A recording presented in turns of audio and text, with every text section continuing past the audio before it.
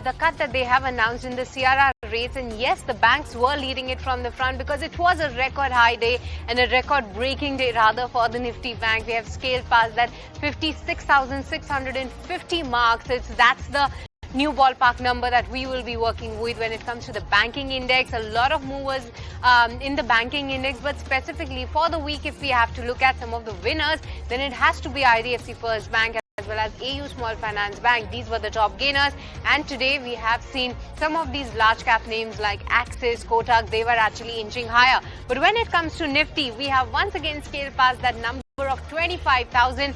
More than 250 points of gain on Friday itself is what we have witnessed. And in the Nifty, some moves were also led by Reliance as well, because that counter is once again seen to be back in the flavor. But if we have to talk about some of the winners, then it will be Eternal leading it all the way for this particular week. What great moves we have seen on that counter. But for Eternal, we also had a bullish note from CLSA that on one day single itself on Thursday we have seen a 5% jump. Other than that, it was Shriram Finance that did get that boost with that rate cut announcement. All the NBFCs were doing well, but Shriram Finance was actually the biggest winner, one of the biggest winner rather, when it comes to the Nifty 50 gainer on the weekly side. Other than that, let's shift focus to the mid-cap space, because Nifty mid-cap did advance for the second week. And in that, Cochin Shipyard and Prestige Estates were the leaders.